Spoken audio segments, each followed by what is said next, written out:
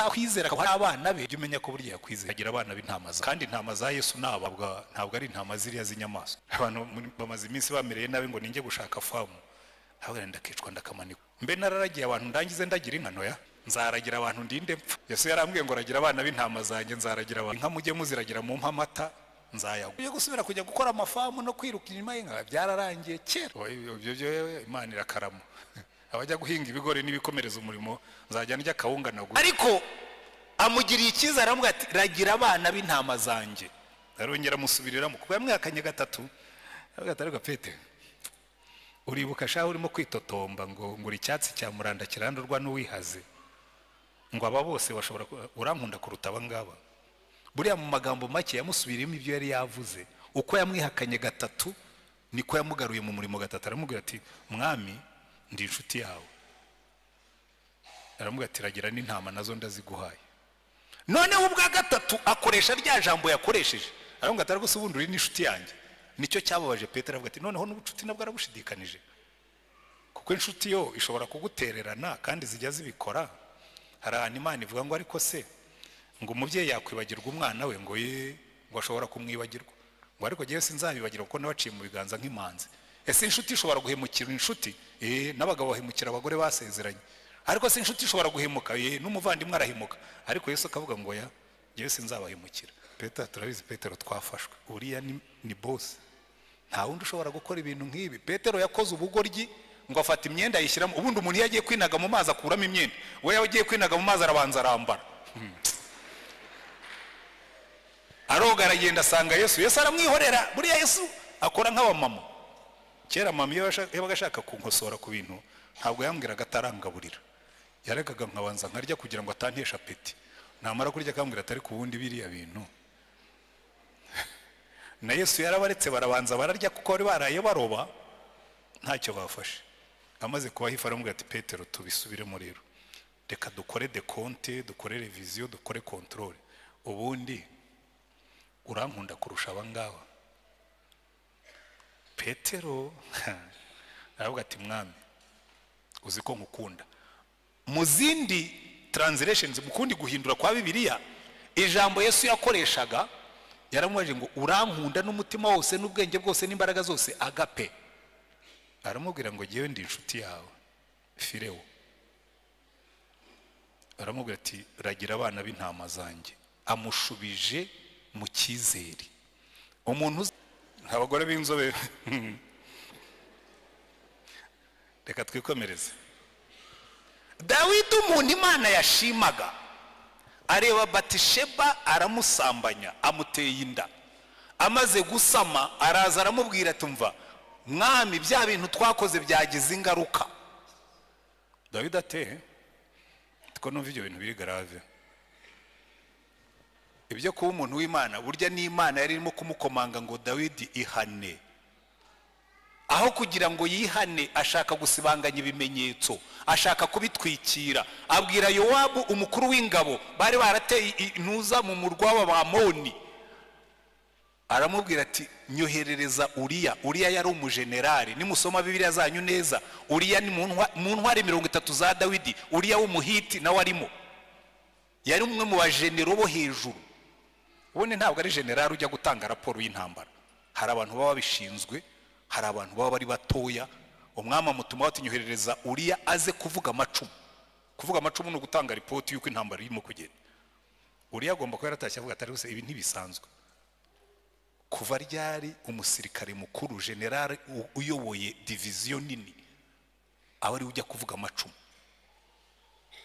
kuko wasangaga nimusoma Bibiliya zanyu neza kuvuga amacumu abana batoya abasirikare b'insoresore nibo babivyiganiraga ariko abasirikare bakuru ntabwo ari bajyaga gukora ibyo bintu Uriya ataha yikandagira agomba kuba yarageze yabaza abagenzi be mu barinda umwami aramubwira ati ariko sha ibi bintu bidasanzwe kuki umwami yantumyeho bagomba kuba baramubwira turitonde muri ino minsi hari akarindi hagati ya boss na muki wawe hari akarindi tumaze iminsi tubona nuko bimeze singiye gusangira umugore na boss yanga kujya kuryamiwe ariko Dawidi icyo yashakaga gukora ashaka ko agenda akaryama yanda ikamwitirirwa hanyuma umunsi wa kabiri ngo Dawidi abonye atagiye ngo aryame, noneho amuha inzoga arasinda, kuko yaravuga ati ibyo byose nimuha inzoga agasinda ubwenge bwe buracurama ataye. Aranamuhamagara ngo atari koze kunumvise ko waraye ku gikumba hamwe n'abandi ku gicaniro, kuki utatashye ngo ujye gusuhuza madamu unaryama uruhuke bite byawe? Aramubwira atari ko se Nyagasani, abasirikare nyoboye barimo bararwana n'abamoni, jewe nitahire njye kwidagadura, njye kubyina, njye kunywa no kuryamana n'umugore, ibyo ntibikaba. Imana yangaye ngo aramusindisha. Arangije aramubwira ati yataha ujye kuryama. Ngo arataha asubira handi ku gicaniro. Mujyandikira Yowabu ati ubu ngubu Uriya mumushyira ahantu hakomeye, abamoni bamutikura apfe. Yowabu agomba kuba yaribaje ati habaye isirikare yapfuye iki nashe, mushyira ahantu baramutikura arapfa. Arangije abwira uwaje kuvuga amacumu, noneho utari n'umusirikare mukuru, aramubwira ati ugende ujye kuvuga amacumu ariko ugende wikandagira. Urabizi Dawidi iyo bamwiciye umusirikare amera nk'intare yakomeretse, ashobora kuza kuguhitana, kuko Uriya numwe mu batoni be. Ariko nubona azamuye umugara umubwire ngo erega mwami na Uriya w'umuhiti nawe yapfuye. Yaragiye atanga raporo, amaze kuyiha Dawidi. Dawidi aravuga ngo erega ngo inkota iryumwe ngo eje ikarya undi. Iryo jambo yavuze ni ry'Imana yamuhanishije. Iramubwira ngo ibi bintu wakoze ko wari wasambanye, iyo wihana ntiwongereho icyaha cyo kwica umuntu. Umva mbabwire namwe mwicayemo hano, iki cyaha abantu benshi baragikora. Abakobwa murasambana n'abahungu mugasambana, mwarangiza mukica umuntu, mugakuramo inda ngo murahisha yuko mwasambanye. Mubyare abikirego cy'icyaha cyawe, mubyare nurangiza usaba Imana imbazi, Imana ikubabarira. Ariko wakoze icyaha urangije wongeraho kiri umuna cyacyo cyangwa gikuru cyacyo. Ndetse ibyo Dawidi yakoze n'uno munsi abantu barabikora. Ni bangahe barimo gukuramo amada muri iyi minsi, tukanabishyira no mu mategeko ngo bajye babona uko bakuramo inda. Abantu barakubwira ngo erega ngo hari igihe umuntu yabatwaye inda atabishaka. Ubundi ninde utwara inda abishaka keretse warongo? Mwaretse gusambana ntimwica abantu. Ngo hari igihe uterwa inda n'umuntu utagomba kuyigutera. Ubundi ninde ugomba kugutera inda uretse umugabo wawe? Mujye mwimika ibyaha nimurangiza genda umupastori, reka mvuge nk'uko Imana ivuga. Dawidi amaze kumwica, Imana iraza ibwira Natani ngo genda umbwirire Dawidi ngo ibi bintu wakoze byamubabaje, byababaje Uwiteka, kandi byatumye n'abanzi b'Imana bayituka.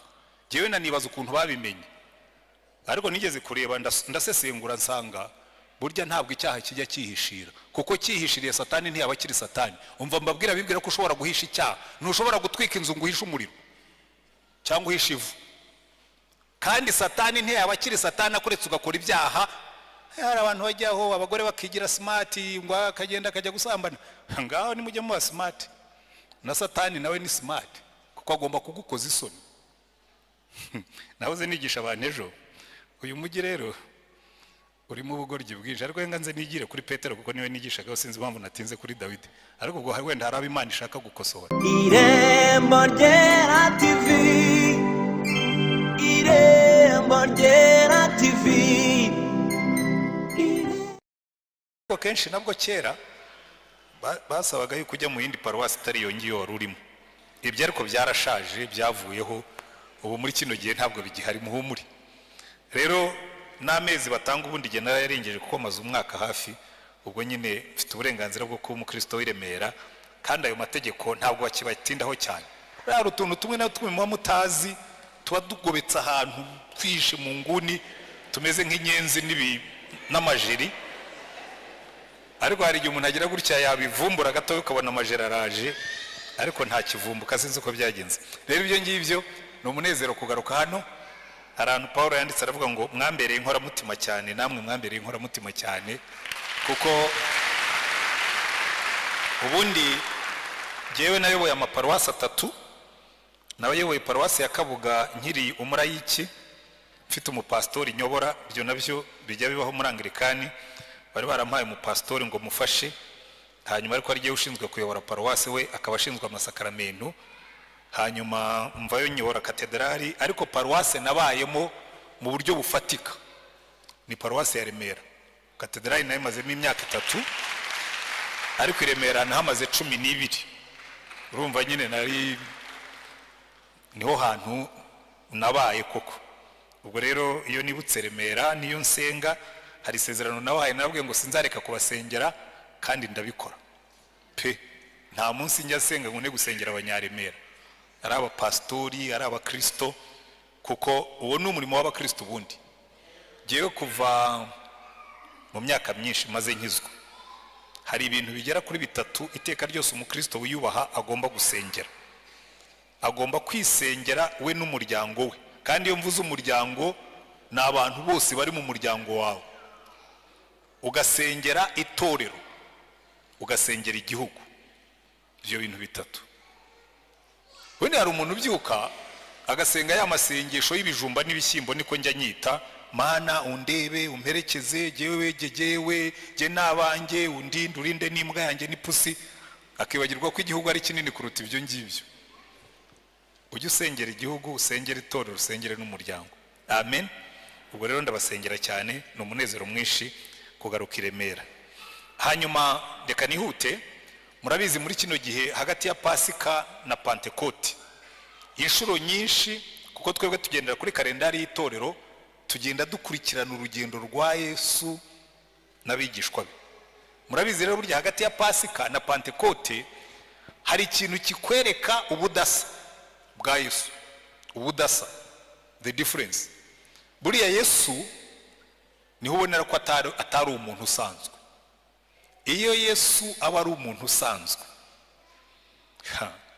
iyo aba ari nkanjye wazutse, sinajyaga mbibabwira hano, iyo aba ari nkanjye wazutse, ibyo Yesu yakoze sibyo nari gukwa. Kuko twebwe buriya muri kamere y'umuntu, iyo abantu bakugiriye nabi, iyo abantu baguhemukiye, hanyuma ukaza kubona umugisha, ugomba kubanza ukabicaho. Nigeze kureba muri telefone y'umwana umwe, hari handitsemo ngo Mana uzangirire neza kandi ugirire neza n'abanzi banjye, ubahe kurama kugira ngo bazabone umugisha wangiriye neza. Wumvise iryo sengesho ushobora kumva ari isengesho ryiza pe, ukavuga ati uyu ni umuntu ukunda abanzi be nkuko Yesu yatubwiye. Ariko no, igituma basengera ngo barame ni ukugira ngo azabakore ku matama bamubonye Uwiteka yamugiriye neza, akajya banyuraho akabatera ivumbi, akavuga ati ndabicaho tu mumenye ko Uwiteka yangiriye neza. Ariko nimurebe ukuntu Yesu, ibintu Yesu yakoze amaze kuzuka, ntawe yiciyeho. Ntabwo yagiye kwa Kayafa, ntabwo yagiye kwa Ana b'abatambyi bakuru bari bamubambishije, nubwo yakoresheje igiterane mu rusengero kugira ngo abayuda bamenye yuko ibyo yababwiraga byari ukuri. Ahubwo imbaraga yazishyize mu kugarura ku murongo abigishwa be. Iminsi 40 yiyereka abigishwa be, abagarura mu nzira. Haleluya. Kuko ubundi cyazanye Yesu ku isi ntabwo ari ukwirata ku bantu.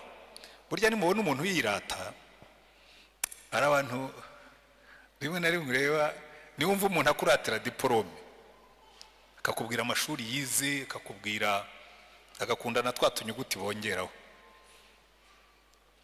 Iwacu iri iyo twakuriye baravuga ngo imfizi ngufi ngo zisunga imigina. Hari igihe rero umuntu yisunga umugina kugira ngo agaragare, akavuga ati ariko kuki mutanyita doctor, ntabwo muzi ko nize?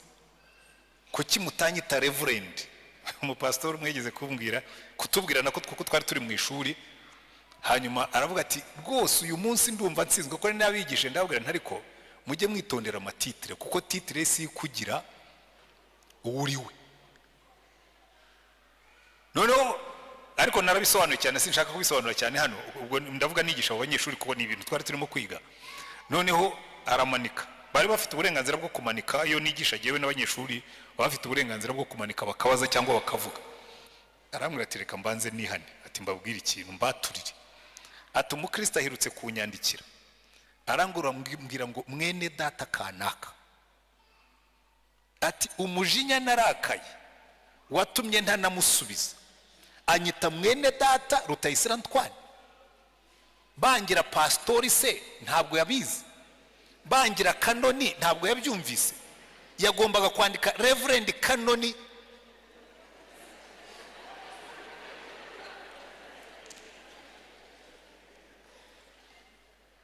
hanyuma yarabyihannye.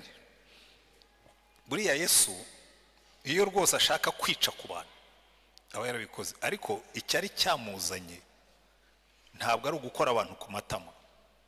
icyari cyamuzanye si ukutwereka ko akomeye, kuko niyo ashaka kutwereka ko akomeye hari ibintu atakoze yari kuba yarakoze. yari kuva ku wa mbere akageza ku cyumweru akora ibintu bihambaye, agasiga ibintu bihambaye kugira ngo abantu bazibuke ko hari umuntu uhambaye waciye mu isi y'Yerusalemu, ariko ntabyo yakoze. yagendaga n'amaguru, ntabwo yarabuze iyo ashaka ifarasi, hari n'abayi kwimuha banezerewe, ariko yagendaga n'amaguru. yashoboraga gutubura imigati, iyo ashaka aba yarakoze buranjori akaba umukire. yashoboraga gutubura amafi, yashoboraga gukora supermarket igurisha amafi kandi nta gishoro yashyizemo uretse imbaraga z'Imana zimurimo, ariko ibyo yari yarabinesheje. amara igihe arimo kugarura abigishwa be ku murongo. n'uno munsi nibyo akora.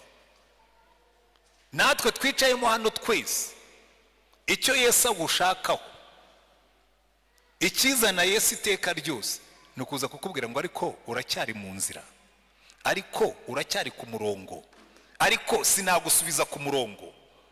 kuko icy'Imana yaje gukora kuva umuntu akoze icyaha ni ukumugarura ku murongo.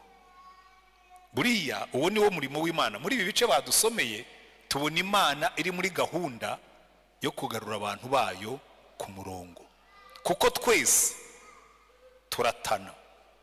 murabizi iyo tugiye gukoresha control y'imodoka, ikintu cya mbere abantu bose banza gukoresha ni ukujya gukora alignment y'amapine. harya babyita ngo iki?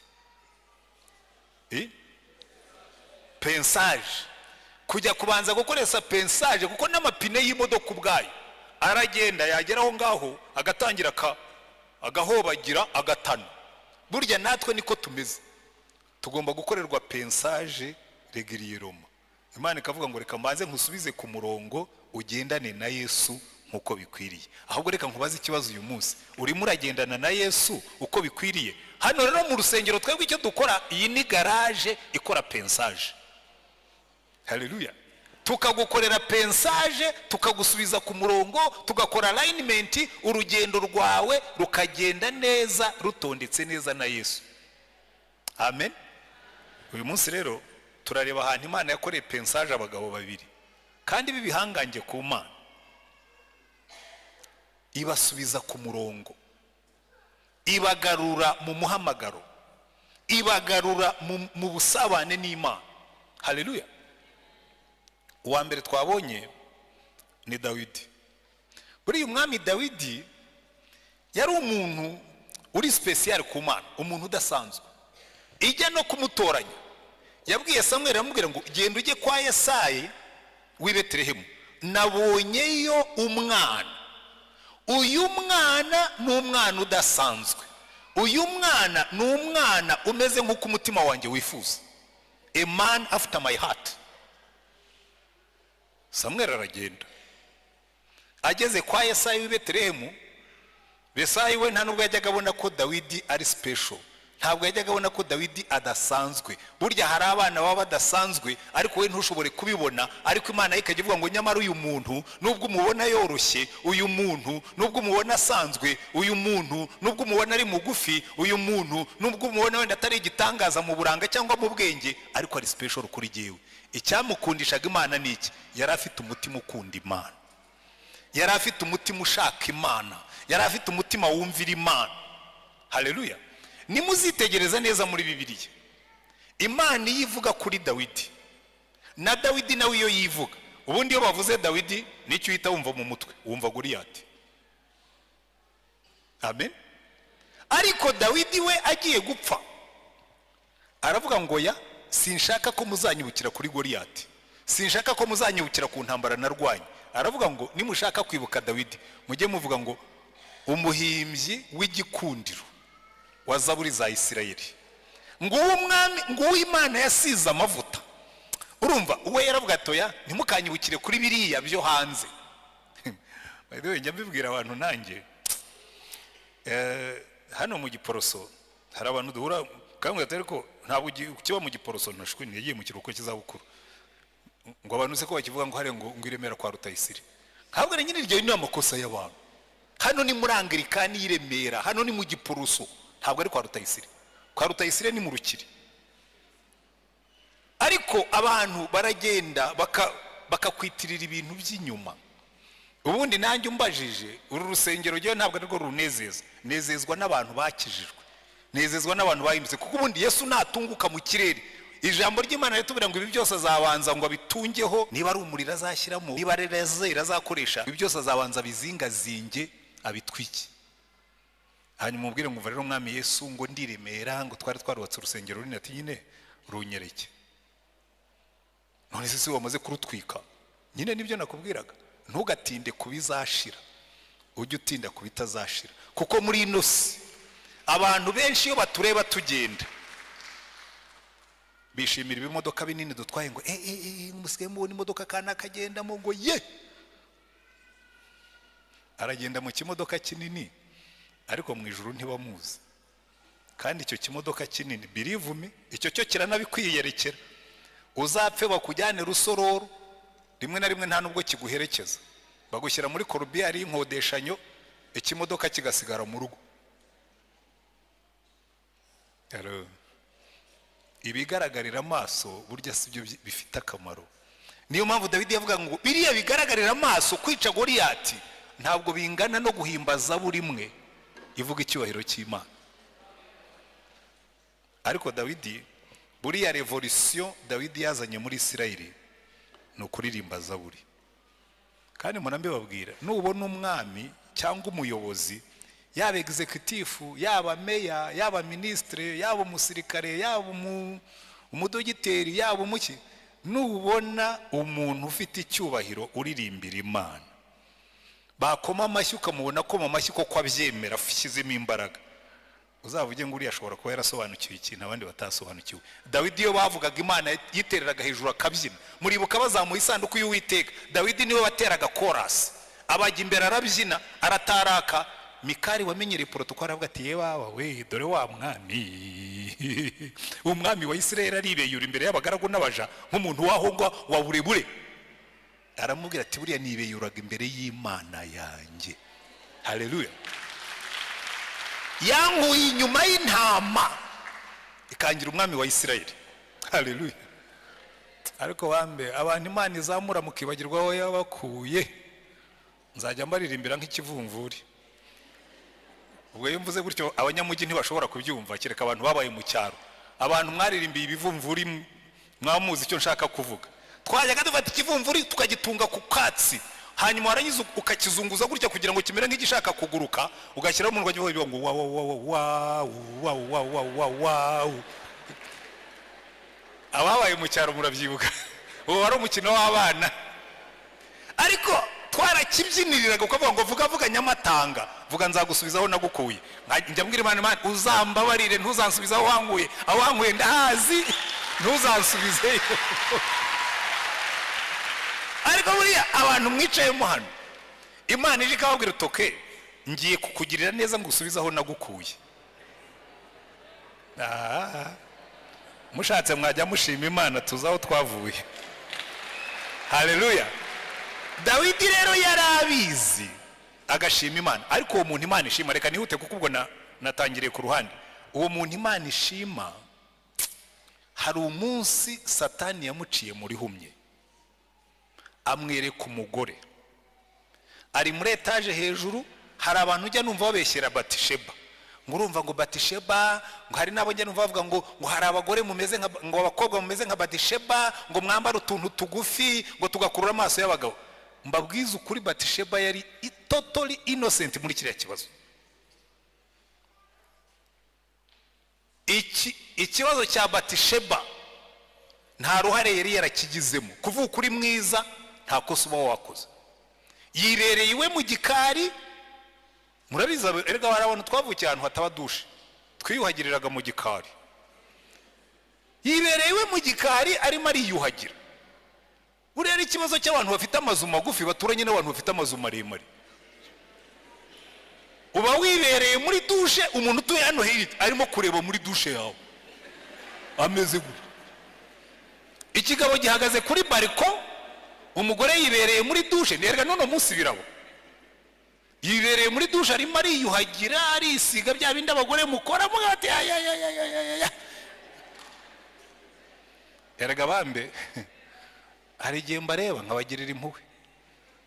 Uzi kuba mwiza muri uyu mujyi nabyo ni ikibazo.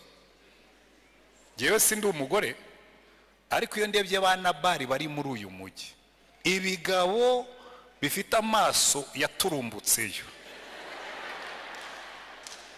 ndavuga numva mbabariye abakobwa b'inzobe n'abagore beza, kubera ko ba Batisheba ni benshi no muri uyu mujyi wa Kigali. Ibyo mvuga mbifitiye gihamya. Umukobwa yinyurira mu muhanda, ibigabo bigahagarara, ati ngutware untwara uzanjyahe, kandi yakwanga ngo kiriya gikobwa kirasuzugura, yagusuzugura ubundi gahunda mwari mufitanye ni iyihe? Abagore b'inzobe reka twikomereze. Dawidi umuntu Imana yashimaga areba Batisheba aramusambanya, amuteye inda, amaze gusama araza aramubwira ati mva mwami bya bintu twakoze byagize ingaruka. Dawidi ate ko numva ibyo bintu biri grave. Ibyo kuba umuntu w'Imana, burya ni Imana yari irimo kumukomanga ngo Dawidi ihane.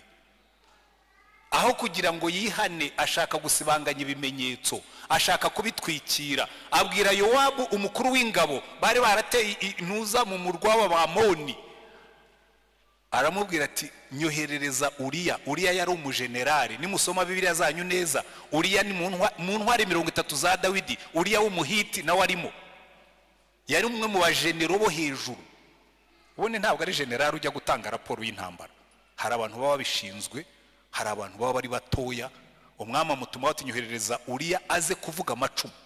Kuvuga amacumu ni ugutanga ripoti y'uko intambara irimo kugenda. Uriya agomba kuba yaratashye avuga ati rwose ibi ntibisanzwe. Kuva ryari umusirikare mukuru general uyoboye division nini aho ari ujya kuvuga amacumu? Kuko wasangaga nimusoma Bibiliya zanyu neza, kuvuga amacumu abana batoya, abasirikare b'insoresore nibo babivyiganiraga, ariko abasirikare bakuru ntabwo ari bajyaga gukora ibyo bintu. Uriya ataha yikandagira, agomba kuba yarageze yabaza abagenzi be mu barinda umwami, aravuga ati ariko sha ibi bintu bidasanzwe kuki umwami yantumyeho. Bagomba kuba baravuga turitonde, muri ino minsi hari akarindi hagati ya bose na muki wawe, hari akarindi tumaze iminsi tubona. Nuko bimeze. Singiye gusangira umugore na bose, yanga kujya kuryamiwe. Ariko Dawidi icyo yashakaga gukora, ashaka ko agenda akaryama, yanda ikamwitirirwa. Hanyuma umunsi wa kabiri ngo Dawidi abonye atagiye ngo aryame, noneho wamuha inzoga arasinda, kuko yaravuga ati ibyo byose nimuha inzoga agasinda ubwenge bwe buracurama ataye. Aranamuhamagara ngo atari koze kunumvise ko waraye ku gikumba hamwe n'abandi ku gicaniro, kuki utatashye ngo ujye gusuhuza madamu unaryama uruhuke bitebya. Aravuga ati ariko se Nyagasani, abasirikare nyoboye bo bararwana n'Abamoni, yewe nitahire njye kwidagadura, njye kubyina, njye kunywa no kuryamana n'umugore, ibyo ntibikaba. Imana yangaye ngo aramusindisha. Arangije aravuga ati yataha ujye kuryama. Ngo arataha asubira handi ku gicaniro. Mujyandikira Yowabu ati ubu ngubu Uriya mumushyira ahantu hakomeye, Abamoni bamutikura apfe. Yowabu agomba kuba yaribaje ati habaye iki? Uyu musirikare yapfuye iki na shefu? Amushyira ahantu baramutikura arapfa.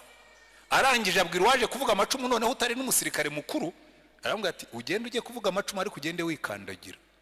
Urabizi Dawidi iyo bamwiciye umusirikare amera nk'intare yakomeretse, ashobora kuza kuguhitana, kuko Uriya ni umwe mu batoni be. Ariko nubona azamuye umugara umubwire ngo erega mwami na Uriya w'umuhiti nawe yapfuye.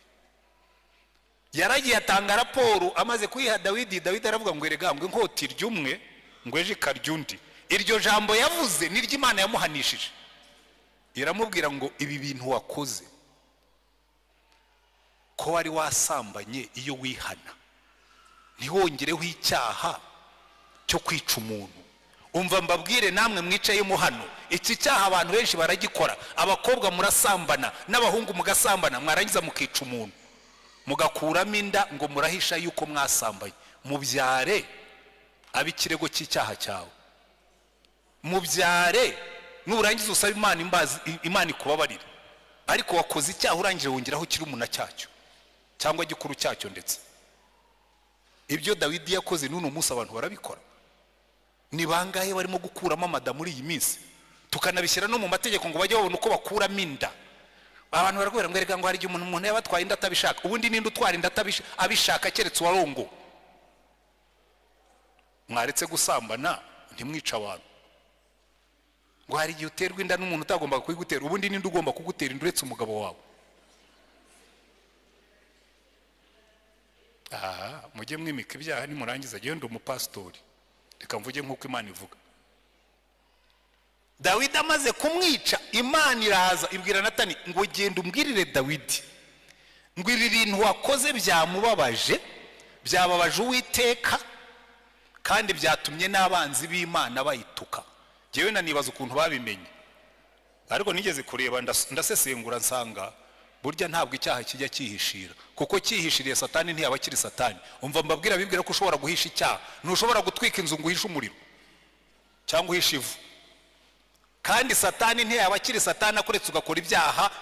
Hari abantu bajyaho abagore bakigira smart ngo akagenda akajya gusambana.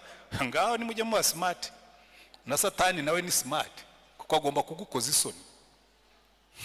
Nahoze nigisha abantu ejo, uyu mujyi rero urimo ubugoryi bwinshi. Ariko nganze nigire kuri Petero kuko niwe nigishaga, sinzi impamvu natinze kuri Dawidi. Ariko ubwo wenda hari Imana ishaka gukosora. Mu gitondo ndimo kwinanurira imitsi y'abasaza, ngenda inyuma y'abakobwa babiri sinzi aho bari bavuye gukora akazi ka nijoro.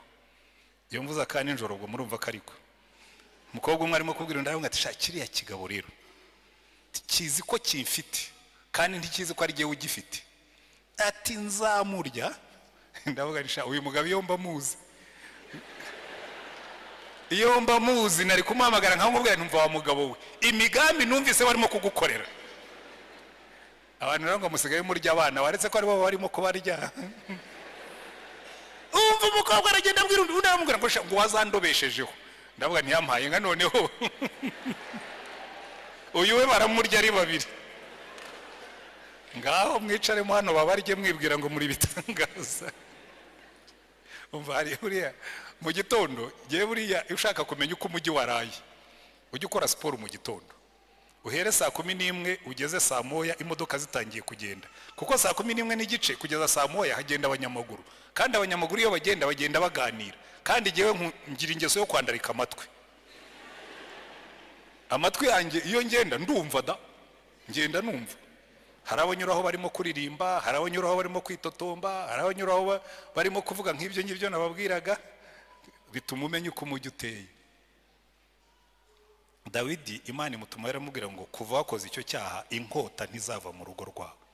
Ariko icyatumye Imana imutumaho Natani yaramubwiye ngo icyaha cyawe nakikubabariye nagitwikiriye, kuko Imana yacu iba muri business yo kugarura abantu mu nzira. Kuva Adamu na Eva bakoze icyaha, Imana iri muri business, iri mu murimo wo kugarura abantu mu nzira. Niba nawe wicayemo hano ukaba warigeze kugendana n'Imana ariko ukaba warasubiye inyuma, ukaba waragiye nka Dawidi cyangwa ukagenda nka Petero tugiye kuvugaho mu magambo makeya, Imana uyu munsi yakuntumye irambwira ngo mbwirira abantu banjye ngo nimugarukire Yesu. Haleluya. Kuko niwo murimo wazanye Yesu, kugarura abantu be, ngo yaje gushaka icyari cyazimiye. Dawidi Imana iramubabarira ariko ibihano birakurikira. Ubwo Adamu na Eva bari bamaze gukora icyaha, Imana yaje kubagarura ariko barayinanira. Imana ibwira Adamu ariko se wabwiwe n'iki ko wambaye ubusa? Ntabwo waba wariye rwa rubuto nakuje ngo sigewe n'uriya mugore. Ibaza umugore atari se Eva byagenze bite ngo urye ubuto nawe uje sigewe n'iriya nzoka bikwereka ngo abantu ntibajya bakunda kwihana ahubwo bagukunda gukora nka Dawidi barenzaho baratwikira barihishahisha barabundabunda ariko Imana ikazi kaguhagararira ngo ntushobora kubundabunda nkureba garuka mu nzira abarimo kubundabunda mwese mu buryo bumwe cyangwa ubundi ndabashuje ariko Imana irababwiye ngo garuka mu nzira kuko ntushobora kwihisha amaso y'Imana. Umuntu aragenda akazenya amatara agakinga urugi agashyiramo urufunguzo, Imana yo no mu mwijima irareba, iravuga ngo no mu mwijima ibintu byose bigaragara nk'ibiri mu cyo witangaza. Akagenda tuzagenda tujye kuraho batatureba, niyo wajya Dubai uzasanga Imana ariho gutegerereje, ntaho uzihisha amaso y'uwi. Ibyo mbabwira bifite reference. Gabasezerana n'umugore utari uwe, umugore akandika nk'ugiye ku kazi ngo agiye muri mission, ku kazi agasiga asabye konja akabeshya ko agiye mu rugo, bagahurira Rusizi. Kandi Uwiteka barimo kukureba, ariko umutima w'Imana ni umutima wo kutubabarira. Niba wicayemo hano warakiriye Yesu nk'umucunguzi n'umwami kandi ukabuzi neza kurimo kugenda ubundabunda mu byaha, uyu ni wo munsi wo kubwira Imana ngo Mana mukiza numvise ijwi ryawe ry'imbabazi rimpamagara ngo nozwe n'amaraso ya. Iyo niyo ndirimbo yacu y'uyu munsi. Ariko ni muntu twarebye, reka nihute, dufite undi muntu w'igitangaza witwa Petero. Uyu Petero rero yari inkoramutima ya Yesu mu buryo budasanzwe. Ahantu hose Yesu yagiye afite ikintu agiye gukorayo yatwaraga Petero. Ajya guzura umukobwa wa Yayiro yari hamwe na Petero. Nyirabukwe wa Petero arwaye, Yesu yagiye kumuzura. Ubwo yahinduka gukundi ku musozi yari hamwe na Yohana na Yakobo na Petero. Petero yabaga ari ahantu hose Yesu ari. Kandi Petero akagira utugeso tumwe tuvamo imbaraga. Petero icyambere yakundaga kuvuga. He was always talking. Buri kintu cyose yabaga gifiteho igitekerezo. Yesu aza kubabaza aravuga ati ariko abantu bavuga ko ndinda, ati ninde utabizi? Uri Kristo, uri umwana w'Imana. Undi ati byose wowe ubyihishuriye, ni Imana ibikubwiye. Ariko mu munota ukurikiye aravuga ati rero ubwo mwamenye uwo ndiwe, icyazanye Kristo ni ugupfira abari mu isi. Petero araza ati nkubwire rero mugire inama ya kigabo, ibi rero byo ubyibagirwe, ndakugira inama y'umunyabwenge. Ntabwo umuntu nkawe akwiye kujya ku musaraba bakakubamba duhari. Yesu aramubwira ati nyuma yanjye Satani. Yaramaze kumushima nk'ufite yishurirwa, arangije amuhinduye Satani. Kubera iki? Petero byose byamucagamo. Hari abantu bameze nka Petero, iyo bageze mu kabyiniro barafashwa, niyo bageze mu rusengero barafashwa, hose barafashwa. Satani ashobora kumukoreramo nk'uko Imana imukoreramo. Halo, abafashirizwa hose ndabashuhuje. Ariko Petero Yesu agiye kubambwa aramubwira ati rero Petero wowe ibyawe byitondemo. Ko muri mwitegereza Petero yari afite ibintu byinshi. Aramubwira ati witonde wowe, Satani yagusabye ngo akugosore. Petero aramubwira atoya ntabwo nzi jewe Simoni mweneyo cyatsi cya muranda kirandurwa n'uwihaza cyo sinshoboye. Wenda ngaba abandi basigaye bashobora kukwihakana, ariko no tumi jewe utubana utasaramure. Baramubwira ati ariko Petero kuramo amashagaga uranyihana kana gatatu. Petero umwashyiraho agatoki ati ndakurahira rwose. Yesu aramwihorera yikomereza urugendo. Yaramwihakanye, ariko birangije reka tugera aha ngaho twasomye uyu munsi. Yesu amaze kuzuka, kwa kundi nababwiye atakoze ibyo abantu bari bategereje. Bari bategereje ko namara kuzuka ari buze akagarura ubwami bwa Isirayeli, bakagura amakote bakicara mu myanya, abantu bakamenya yuko batataye umwanya bamukurikira. Azutse babona nta kintu arimo gukora. Petero rero nk'umuntu ukunda ibikorwa ibifatika, ahamagara abagabo n'ubundi bateye nkawe bakunda ibifatika. Burya abagabo niko tumeze. Nuhamagara amasengesho abagabo ntibazaza, nuhamagara muri fundraising bazaza ari benshi, kuko abagabo twe dukunda ibintu birimo imbaraga bigaragaza ko turi abagabo nyine. Hanyuma Petero abwira Yohana na Yakobo bene Zebedayo, abagabo babiri bakunda kuba active. Basanze umugabo yirukana amadayimoni mu izina rya Yesu, baramwe tubasha kubuta dukurikira, silence, ambara agapfukamunwa kandi ntuzongere kuvuga muri iryo zina. Baca mu mudugudu w'Abasamariya banze kubacumbikira, babwira Yesu bati twemerere tumanura inkuba n'imirabyo n'umuriro tubatwike. Saravuga ati ariko saba bene Zebedayo muratwika abantu. Undi munsi baramubwira ati ariko nugera mu bwami bwawe ndashaka ko Yohana azicara ibumoso nanjye nkicara iburyo, tukajya abantu batubona nyine bakamenya yuko Yesu aravuga ati izo ambisiyo zanyu. Nabo bari bahari. Hari abagabo b'ibitekerezo rero, ubitwa Toma wafataga ibifatika. Yesu yazutse, baramubwira ati Toma, Yesu yazutse, aravuga ati mva mujye munkuraho amarangamutima nk'ay'abagore, jewe nemera ibyo mbona, mumubwire niba yazutse azanyiyereke, nshyire ikiganza mu rubavu anyereke n'inkovu mu biganza. Hari abantu rero duteye dutyo, nanjye ngiye nkunda ibifatika, ndi umuntu wa Toma. Numbwira ngo kwizera kurakora, banza ubikore mbibone. Wimbwira ngo wazuye umuntu Tanzania, muzuri Kigali nanjye mubone wamuzuye. Ngiye nshaka ibintu bifatika. Na Toma yarahari. Hari n'undi mugabo w'umusesenguzi witwa Natanayeli. Baramubwiye ati rega twabonye Mesiya, ati Mesiya. Ariko se mwebwe mugira ubwenge, hari icyiza cya Nazareti. Murambwira ngo mwabonye Mesiya uvi Nazareti.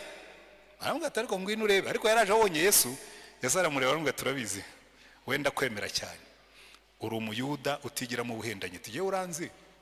Ati ntakumenya se, uri munsi y'igiti cy'umutini nakurebaga. Sinzi icyo yari yahakoze. Ariko kuva Yesu yarabizi, yaramubwira ati mva kubuza ibyo nakoze munsi y'igiti cy'umutini, uri umwana w'Imana. Hari ibintu umuntu akora yiherereye. Jewe njyeka ibintu bibiri, so atashobora kuba yarahasenze isengesho cyangwa ashobora kuba yarakoze ibindi umuntu akenera gukora abandi batamureba. Sinzi kimwe muri ibyo ngibyo cyo yari yakoze. Icyo nzi ni kimwe, kuba Yesu abizi byamwemeje ko ari umwana w'Imana. Na Natanayeli yarahari. Aba bagabo rero buriya baragoye cyane. Petero aravuga ati ariko murabona ibintu by'uyu mugabo bisobanuka, tugiye nisubiriye kuroba. Baterega natwe turajyana. Baragenda bajya kuroba, Yesu arabihorera bararoba, bafata ubusa ijoro ryose, mu gitondo bakora ku matama ariko mu kinyabupfura. Araza watafite n'ubwato, adafite n'ibikoresho, afata ifi. Niba yarazihamagaye zikizana, niba yarabigenje simbizi, afata ifi arazotsa.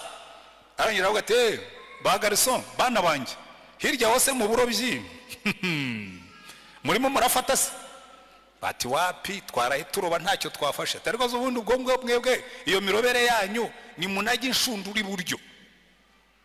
Bazinazi iburyo ngo bafata amafi menshi yuzuramo. Aho bari bahagaze hari amafi ariko ntibashobora kuyafata. Yohana abwira Petero, turabizi Petero twafashwe, uriya ni boss, nta wundi ushobora gukora ibintu nk'ibi. Petero yakoze ubugoryi ngo afata imyenda yishyiramo. Ubundi umuntu yagiye kwinaga mu mazi akuramo imyenda, we yagiye kwinaga mu mazi arabanza arambara.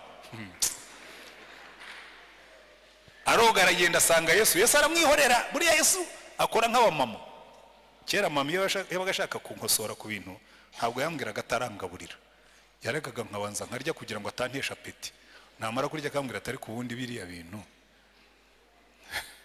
Na Yesu yarabaretse barabanza bararya kuko bari baraye baroba ntacyo bafashe.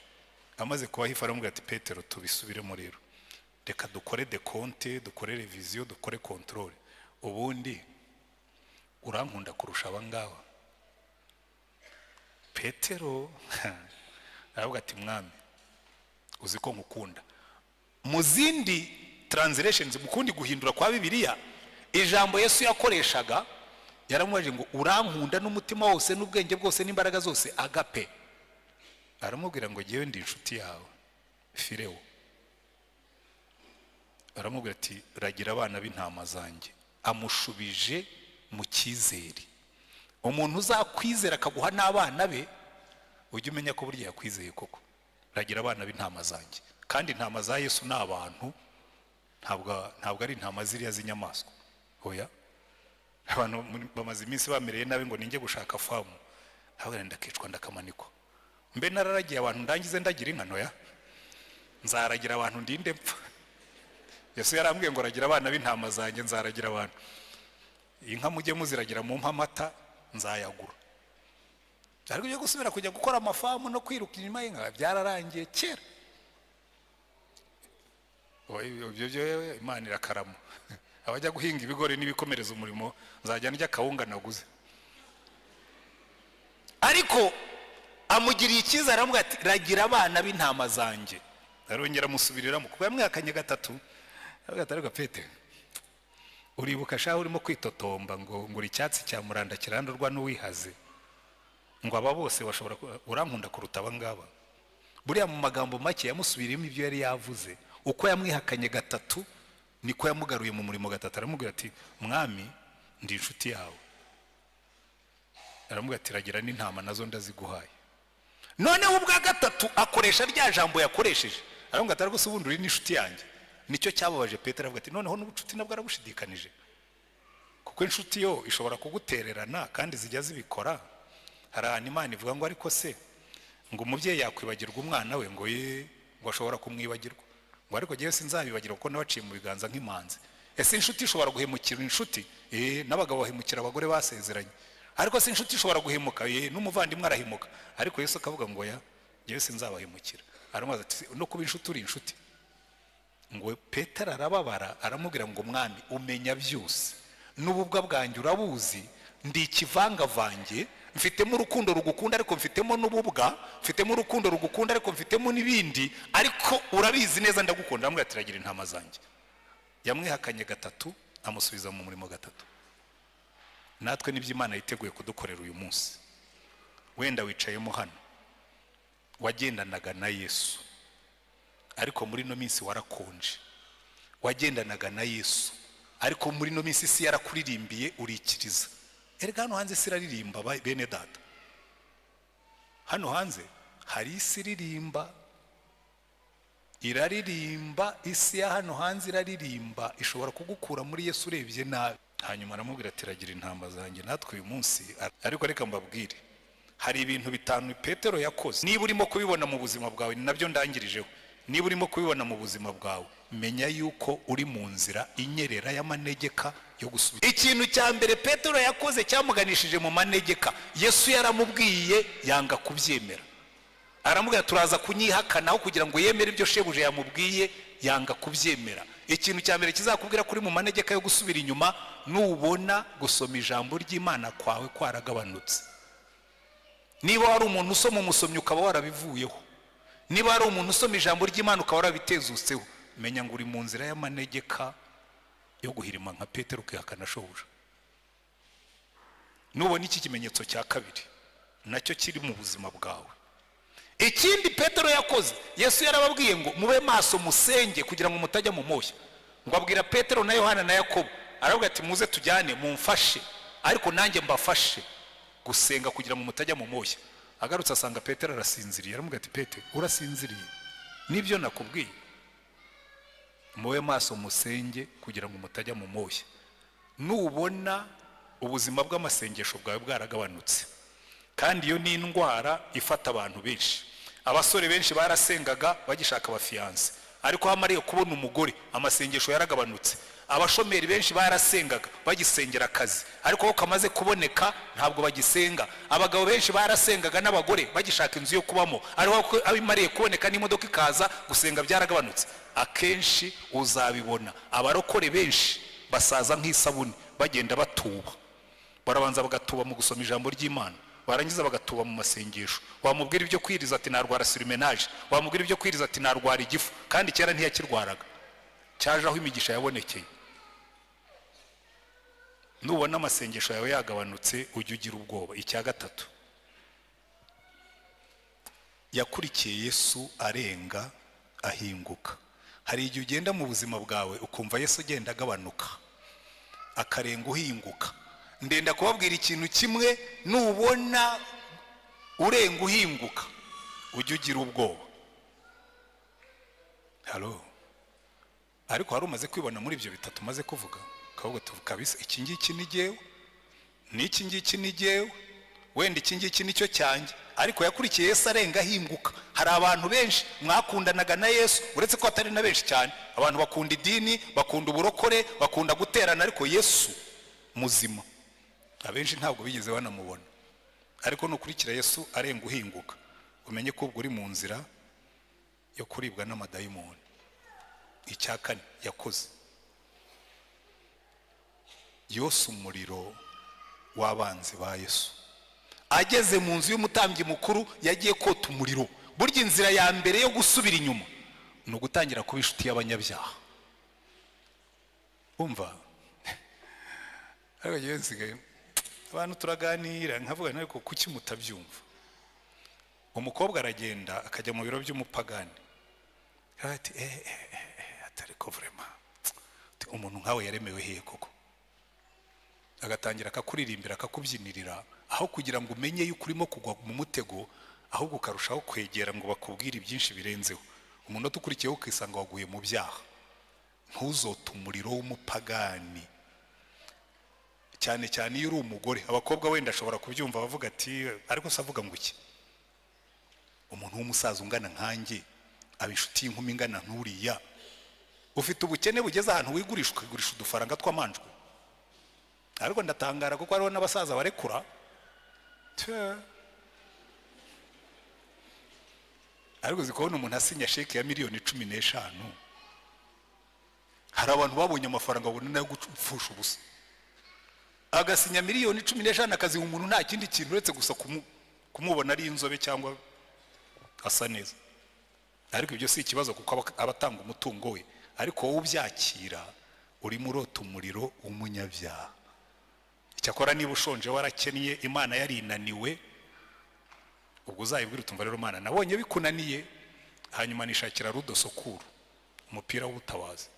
Ariko icyo nenda kubabwira, Petero yose umuriro w'abanyabyaha. Abantu benshi murimo urota imiriro y'abanyabyaha, ukicarana n'abantu bakubwira iby'ibyaha bikakuryohera, ukabikunda, ukabijyamo, ukisanga abagabo barimo barawota, abagore barimo barawota, abakobwa barimo barawota. Uyu muriro w'abanyabyaha murimo kota uzavamo kwihakana Imana. Erige wakoze ibyaha bakoze ibyaha. Hanyuma icyanyuma yakoze yanze gutanga ubuhamya. Buri ikintu kizagukiza umuriro w'abanyabyaha no gutanga ubuhamya. Niwicarana n'abanyabyaha ujye ubanza umuha ubuhamya. Umuntu natangira kukubwira ati ndagukunda ujye umubwira, cyane cyane n'uburi umugore rwose. Kirimo kumbabaza muri iyi minsi n'abagore, kuko ingo nyinshi zirimo zirasenyuka kandi harimo iyo element y'ibyaha. Umuntu utangiye kukubwira ujye umwereka impeta umubwira utumva rero genda umugore ufite umugabo, icyo ni kimwe. Icya kabiri ndi umugore wiyubaha, ariko icya gatatu kurutaho nubaha Yesu kandi ahaduhagaze arimo arandeba. Tanga ubuhamya bwawe. Petero baramubwira ati ariko wa mugabo we ntabwo wari uri hamwe n'uriya mugabo.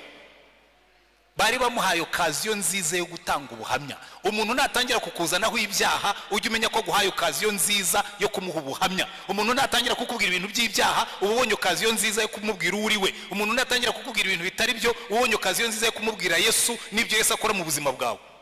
Ariko kubera ko dukunda gushimwa n'abantu no gukundwa n'abantu cyangwa se n'ibintu, dutakaza umwanya wo gutanga ubuhamya. Ibi bintu bitanu nubibona mu buzima bwawe uzamenye kuri mu nzira yo kugwa. Icya mbere, nubona urukundo rw'ijambo ry'Imana rwaracogoye muri wowe, ushyireho tiko uvuge ngo ahangaha ubwo ntakirya ngiye kugira intege nke. Nubona igihe cyawe cyo gusenga cyaragabanutse, uvuge utubu noneho ndagiye, bibiri byapfuye. Nubona usigaye ukurikira Yesu arenga uhinguka, ukajya wumva ibintu by'Imana bitakigufata cyane, shyiraho tiko uvuge ngo ndagiye. Nubona usigaye uryoherwa no kujya kuri WhatsApp ukohereza inzenya zitagira umumaro, ukohereza inzenya zinavuguruza, hari ibintu byatumariye abantu. Inzenya z'ibyaha ziri kuri WhatsApp, ziri kuri YouTube, umuntu akicara agaseka. Uraseka urimo kota umuriro w'abanyabyaha. Ibyo wariye nibyo usa nabyo. Hanyuma nubona utakigira ishyaka ryo gutanga ubuhamya, ubundi abarokore barangwa no gutanga ubuhamya, uzamenye ngo buriya ibyanjye bishobora kuba biri, ariko uziwikira ijambo. Yesu ari muri business yo kugarura abantu mu nzira. Wenda nawe uyu munsi arimo araguhamagara, arakubwira ngo ibuka aho wavuye ukagwa, wongere ugire urukundo rwa mbere, ugaruke mu nzira. Hanyuma niza akatubwira twese uko tungana ngo munkurikire, twongere tugendane turi kore dufatanya agatoki. Wenda wumvise ijambo ry'Imana rikora ku mutima wawe, wumvise hari ibyo Yesu arimo kukubwira, wumvise hari aho urimo gusubira inyuma, wumvise hari aho urimo kugenda nabi, wumvise hari ibyo ugomba gukosora, wumvise hari ibyo ugomba gusubiramo. Niba wumvise Imana ivugana nawe, ngirira neza, wigirire neza, uzamura ikiganza ubwira Imana ngo Mana Mukiza numvise ijwi ryawe ry'imbabazi